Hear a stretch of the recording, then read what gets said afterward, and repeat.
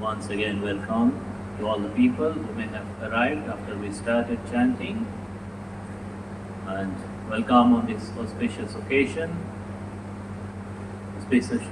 of Buddha Jayanti, the thrice blessed day for all the followers of righteousness, all the followers of truthfulness, all the seekers of Nibbana, liberation. Not the followers of Buddhism, I say. Because Lord Buddha didn't teach an ism in the first place. He wasn't teaching an ism or philosophy, idea or dogma or anything. All he was teaching is how to be free from all suffering, how to attain Nibbana, simple as that. He wasn't bothered about philosophies. He wasn't bothered about unnecessary, useless metaphysics. He wasn't bothered about all kinds of nonsensical ideas and things. He was bothered about how to reduce human suffering here and now and how to completely eradicate it. He was a practical person.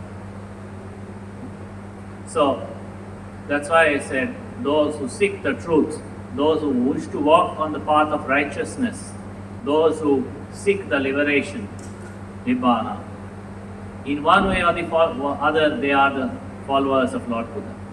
Those who truly seek, wherever they are, whether they are by name, by recognition, or by practicing themselves, if they are following correctly, wherever they are, people who are following correctly, upholding the Dhamma in their lives, they are ultimately the followers of Lord Buddha, wherever they are.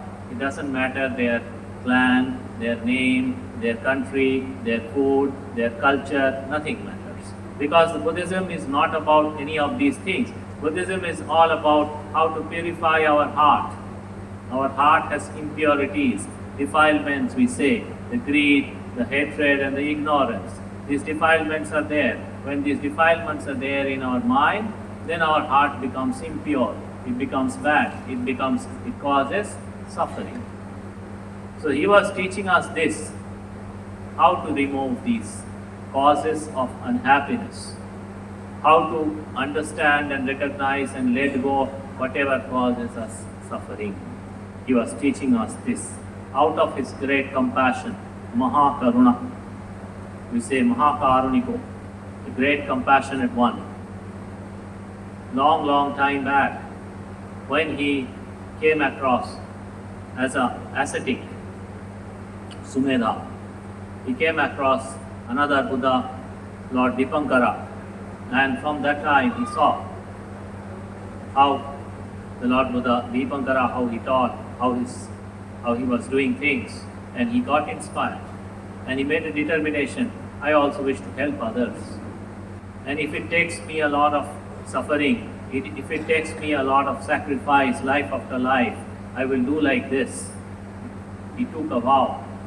He got the blessing from the Buddha Dipankara, and he continued without stopping for a very long time, for an extremely long time. We say for Asankheya 1 lakh kalpa. It is so big that you cannot normally calculate, not like 1 billion or 1 trillion, much more than that.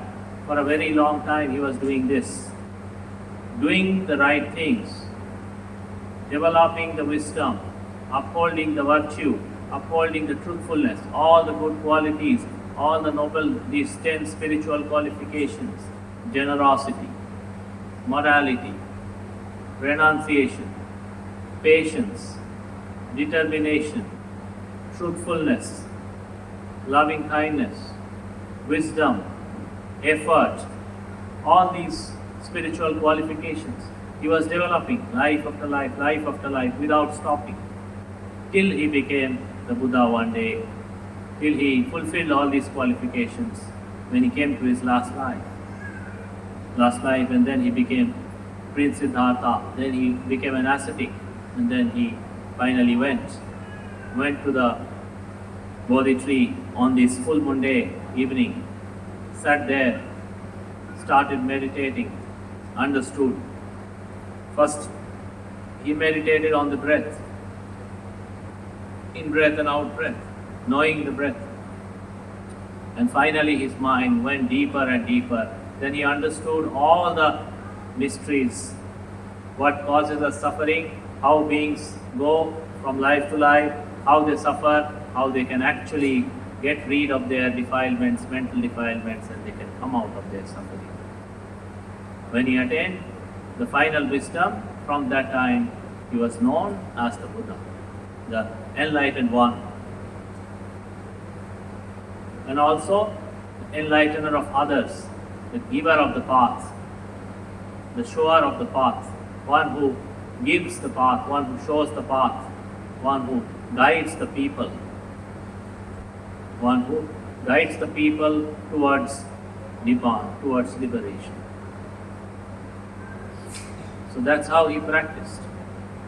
And that's how, after attaining enlightenment, for 45 years, every day without fail, he would go around and teach people who have the mental abilities to understand. He'll go around and teach those people, guide them, instruct them, encourage them to practice, to put forth effort, so that they can understand, they can also be liberated from all suffering. Without fail, every day for 45 years he did that. Not because he wanted any recognition, name or fame or material gains. When he became the Buddha, when he attained to the Samma Sambodhi at the sitting under the Bodhi tree, he went beyond all kinds of good and bad, all kinds of craving and ignorance. So there was nothing left in his heart, no good, no bad. His mind transcended all kinds of worldly conditions. Nothing to cling, nothing to suffer, nothing to feel good or bad about it. Nothing.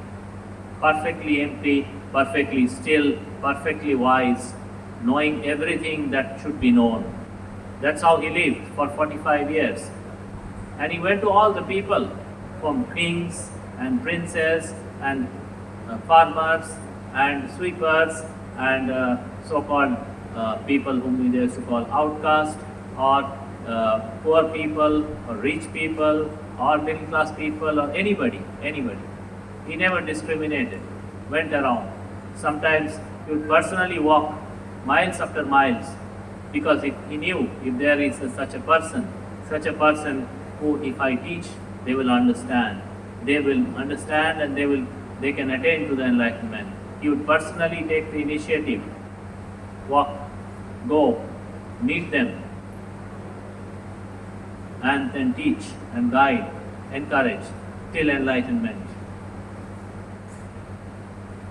Because he had the perfect compassion for all living beings. The perfect compassion.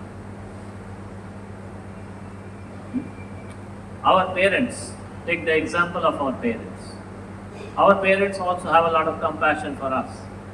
Our father and mother, for example, or our grandparents, or our other relatives who have been kind and generous and helpful when we were very small, maybe young babies or children, or when we were growing up.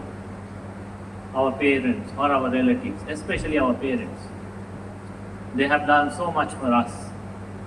In fact, the amount of sacrifice that our parents have done for us, hardly anyone would do for us. Nobody. The kind of sacrifice they will do. However, in spite of all their good wishes for us, in spite of all their good wishes and loving kindness and compassion and wish that may our children be happy and free from all suffering, in spite of having all the wishes, still our parents who are so dear to us, or we are so dear to them, they cannot do as much as Lord Buddha did for us, I say. Why? Simply because even if our parents, they did so much for us, but they still are ignorant people. They don't know how to be enlightened.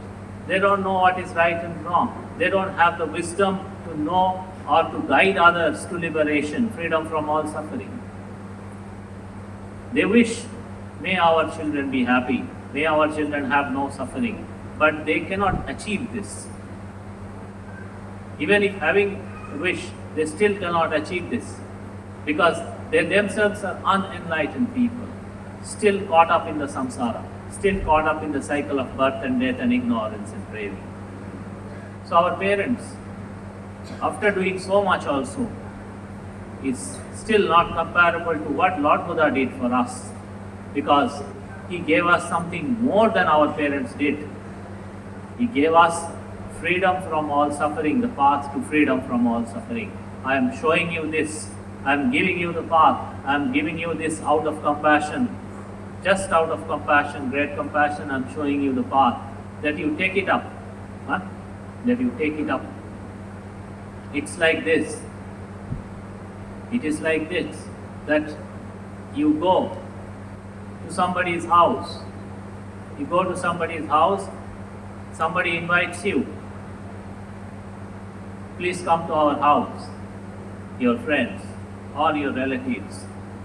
You become a guest at somebody's house. And then when you become a guest at somebody's house, come you. And then they give you a proper seat. Make a proper sitting arrangement. And then they serve you food and drinks and whatever. All the best of things. All you need to do is to use your hand and eat them. That's all, right? So, you don't have to go, you spend your money, get the raw materials and get a cook to cook and to prepare at the table and then serve. All those things you don't need to do. You just have to go there, they serve you everything, and after eating, they just wash your hands and sit. That's all.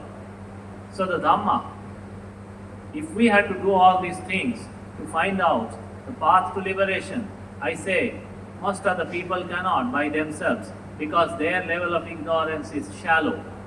Their level of ignorance is great, I say.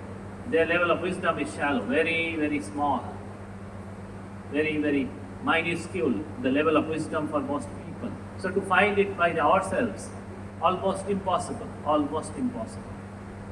Only a Sammasambuddha or a Pacheka Buddha can find by themselves. But for ordinary people, no, cannot find by themselves. Somebody has to guide them. So it's like a ready-made thing. It's Eightfold Path that he gave us. The Eightfold Path that he gave us, the perfect, precise path to liberation. It's so pure. And when you practice, then you know. Every day if you put it into practice, then you know how good it is, how wonderful it is. So this thing already served. All we need, anybody sensible, anybody wise, anybody having some level of wisdom and understanding will take it up sincerely and follow it up to the last breath without fail, without going back. Because they will recognize there is something good and noble. There is something good and noble better than all other good and noble things found in this entire world. So this is what Lord Buddha gave. The best of things, the path to liberation, the Noble Eightfold Path he gave to us. Not because people would praise him or recognize, give him recognition or give him reward or anything. He wasn't stuck on them. He wasn't hung on them. He went beyond all of it. When he attained the Sammasambuddhi, went beyond all of it. But then he still did. Why? Because he had the compassion. Let these people, they don't know. They don't know they do the things which are wrong. They go in the track which are not proper. And then they suffer. And then they keep on going round and round into this suffering. But can't make themselves free. Can't go beyond this. Let me help them. At least some people who have a little wisdom, they will understand. They will take it up. They will make their heart free from this. Let me do this. Just out of this compassion. Nothing else. That's how we fulfill. So, this day, when we recollect the qualities of the supremely enlightened teacher, teacher of gods and men, Sattha Deva Manusanam, we recollect it like this. We recollect his compassion, we recollect his virtues, we recollect his wisdom, we recollect how he achieved, we recollect how he gave this Dhamma to us. And we must, how do we show our respect and honor to Lord Buddha? even before attaining Mahaparinibbana, he said, there will be people who come to me or show honor to me in a very big way, like as he was living. As he was living, there were many kings and rulers and princes and rich people and millionaires and so many people. They would build him monasteries, they will offer him so many expensive things and gifts and all kinds of things. But Lord Buddha said, this is still an inferior way of offering. Amisada, Amisa Puja. Inferior way, not the superior way. Why? This is good. Offering to Lord Buddha. Offering to Lord Buddha is very good and noble and meritorious. A lot of punya.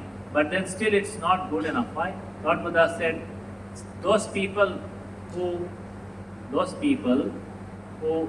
are following what I told, what I am teaching you, if you are following, you are putting them into practice.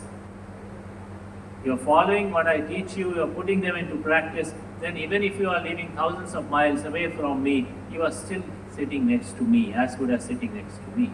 But if you aren't following what I am teaching, if you aren't upholding the teachings, then even if you are sitting next to me, or even holding the hem of my robe, the corner of my robe also, still you are far away from me. So this was the kind of teacher he was. He was very particular that the Dhamma, the teachings, it must be upheld. It must be upheld because this is what leads to happiness. This is what leads to nobility. This is what leads to the purity of our heart. As I was telling, our parents, in spite of all the wishes, good wishes that they have, but they still don't know, oh, there is something called the purity of heart. There is something called the complete purity of our heart that I can attain or our children can attain. And if they attain this, this is the highest achievement in the whole samsara. This our parents also don't know. They want so many good things for us, but they don't know this. They don't know this. So if they don't know this, they can't teach us this. If they can't teach us this, then what they teach or what they give to us is still inferior to what the Supreme Buddha gave. Because he himself attained to the supreme purity of his heart. And after attaining to the supreme purity of his heart, he didn't stop it there. He didn't say, okay, this is so subtle, so difficult to understand, so much effort is required. Why do I teach people? It is not necessary. I have attained. For me, this is enough. I have made an end of my suffering. I have been free from all birth and death. There is nothing to do for me. I can just stay peacefully. He didn't stop there. He said, I know this will be difficult for me sometimes to teach people. Sometimes people will be troublesome. Sometimes people will create a lot of problems and a lot of nuisance. They did. Many people did for him. But he didn't lose his patience. He didn't lose his loving kindness. He didn't lose his compassion. He continued to teach people. That's why I keep saying this again and again. What the Supreme Buddha gave us is still way higher than even our most beloved parents gave us or did for us. Because the supreme purity of our heart, that is attainable, only a truly enlightened person can understand, and only a truly enlightened person can teach to others. So this is why the Buddha's birth, his enlightenment, his Mahaparinibbana, everything which falls on this day, on the same day, it's a blessing. It's a blessing. Even his Mahaparinibbana, passing away, he was the incomparable teacher in the three worlds, amongst the human or divines. Of the humans and devas and brahmas, he was the incomparable teacher and guide. But still, when he attained Parinibbana, when he attained Mahaparinibbana, even that itself, he attained in such a perfect way. Even just before attaining Mahaparinibbana, he was giving the teaching. He was guiding people. And then what did he say? After I pass away, do not think the teacher is gone. Do not think the teacher has passed away. There is no teacher for us. With the teaching, the Dhamma I have given, this Dhamma is your teacher. uphold the Dhamma. If you uphold the Dhamma, then you will see me. One who sees the Dhamma, one who upholds the Dhamma, one who sees the Dhamma sees me. One who sees me sees the Dhamma. Yo Dhammang pasati, so mang pasati. One who sees the Dhamma sees me. Such a compassionate teacher, he says. Don't think the teacher is passed away. Now there is none to teach us. I have given you the Dhamma. Uphold this. If you do this, then you will see the Buddha in your heart through the liberation. How do you see the Buddha in your heart? When you practice the Dhamma, you practice generosity, you practice morality, you practice meditation, mental purification. As you keep practicing them, you see the impurities go away, the defilements go away, the brightness, the wisdom, the goodness, the virtue, everything becomes so pure, so clear. Then you see, this is what Lord Buddha wanted for us. Then you recognize, this is the best of gift that Lord Buddha gave for us. And that's why even before his passing away, he said, let the Dhamma be your teacher. So even at Mahaparinibbana also, he was being compassionate. So every time, after his Mahaparinibbana, every time anyone from any caste or creed or clan or family or anywhere, any country or any race or anything, whoever has upheld the Dhamma anywhere in the world, in all these 2566 years have gone by. 2566 years after his Mahaparinibbana of the Supreme Buddha. And you see the institution, the Sangha that he established it on such a solid foundation that it still goes on. It has not disappeared. It still goes on and on and on. It hasn't stopped from the world. It hasn't disappeared from the world. It is still very much there. That is the power of the Supreme Buddha. When he established the Sangha, he established it in such a way, he established the whole community of monks and nuns and lay devotees, upasakas and upasikas, male and female lay devotees. The whole community established and guided the teachings and instructions in such a way that it's still there. It hasn't disappeared. And now, it is now, as you keep knowing, so many places, it has become a fashionable thing these days to quote something or the other, sometimes often not the proper quote, sometimes half correct, half incorrect, but in the name of Lord Buddha to quote something. This has become a fashionable thing these days. But then, at the bottom line is, when people want to go back to the wisdom anywhere, irrespective of their religion, irrespective of their belief, religious belief or social belief or cultural belief or whatever it is, when they want to go back to the wisdom and right knowing, they go back to some way or the other the teachings of the Supreme Buddha. This is the power of Dhamma that he left for us. It is visible here and now. So many philosophers and scientists and this and that, including Albert Einstein and so many of them, they go back and they appreciate what Lord Buddha said. So this is the Dhamma he left for us. This is the gift he left for us, a gift so precious, so valuable and so everlasting. So this is why no matter how much respect and honor we to show to the Lord Buddha, by practicing the Dhamma, still not good enough. Still not good enough. What he did for us, how much honor and respect and we show or whatever we do, still not good enough. But what we can do is, Lord Buddha himself said, one thing you can do and you can be free from debt. One thing you can do, you can be free from debt of everyone, including the teacher as superior, as excellent as me. So that's how he praised his enlightened disciples. If you put my words into practice and if you attain to the same enlightenment that I have attained, then you are free from debt. Then you are free. That's why so many noble disciples, chief disciples, Venerable Sariputta, Venerable Mahamukallana, Venerable, then the great disciple, Venerable Mahakassapa, Venerable Mahananda, so many of the enlightened monks, so many of the excellent enlightened monks, his disciples, as they became enlightened by putting the Dhamma into practice, they said, now we are free from debt. Now we have no debt to anyone. we are free from debt, all bondage. So he wasn't such a teacher that he was saying, oh, I have given you the most excellent thing, so at least to me you should be indebted all the time. Even after enlightenment, remain indebted to me. He wasn't even asking for it. He had no clinging about anything. He didn't even have clinging about the teachings, the most excellent teachings that he gave, the most superior teachings that he gave. Even to those teachings also he didn't have a clinging. He was free from clinging in such excellent, incomparable manner within his heart. Such superior was his attainment that even to this also he had no clinging. But then people who followed and became enlightened and practicing, they will automatically have a deep gratefulness. Because as they practice and understand, and when they finally attain, they will say, oh, this is such a wonderful gift. The most excellent of all things. Nothing superior to this exists, whether in the human or in the divine world. Nothing superior than this.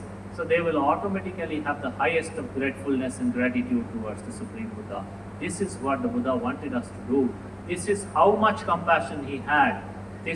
How he wanted us to achieve this highest level of attainment. And he wasn't expecting anything. So this day, when we remember, this is just nothing. What I have said so far is nothing. Is nothing.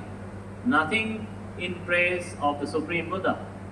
Nothing I say, because even the chief disciple Venerable Sariputta once proclaimed, who was next only to the Lord Buddha in wisdom, he said, even if I had to explain the qualities of the Buddha for a aeon, for a kalpa, even if that wouldn't be enough for me to explain.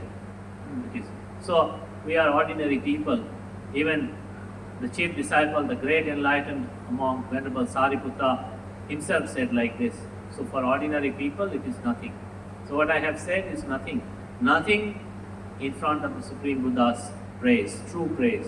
So how our best way to show honor and respect is to practice the Dhamma every day, little by little, relentlessly, not giving up.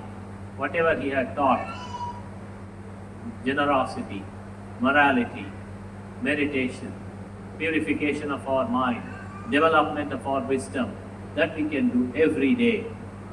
And if we do it every day, this is the best way to honor the Supreme Buddha.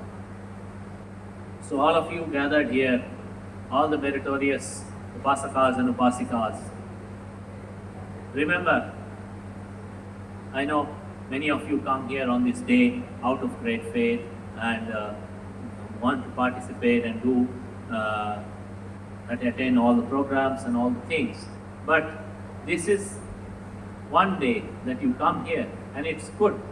You remember, you recollect the Buddha. Yes, the Buddha did so much, we would go there.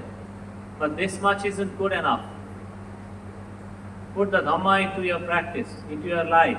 Put the Dhamma, uphold the Dhamma wherever you go. Uphold the Dhamma. When you see the greed, hatred and ignorance in your heart, remember, this is what causes us suffering. This is what causes us the heaviness of heart. This is what Lord Buddha out of compassion wanted us to abandon, go beyond this. So remember and practice like this. Then wherever you go, every action of yours is like an offering of a lotus, offering of worship at the lotus feet of the Supreme Buddha. Then your life will be wonderful by honoring Puja cha pujaniyanam edam mangalam uttamam, Lord Buddha said. If you worship, honor the one who is truly worthy of honor, then it is a great blessing for you. So there is none more worthy and honorable and worthy of worship than the Supreme Buddha. The perfect one, the supremely enlightened one, who has attained to the highest purity. All the greed, hatred and ignorance has fallen apart from his heart. Nothing, no defilement, no impurities left within his heart. The highest one. So every time you put the Dhamma into practice, this is how you worship, this is how you pay homage to the Supreme Buddha. And this we offer on this day to you for your contemplation, for your spiritual development, for the purity, for the practice and purity of your own hearts. With this, we will conclude today's Dhamma talk here. May all of you and may all the beings share the merits, and may all of you be happy and peaceful and continue to progress on the path of liberation.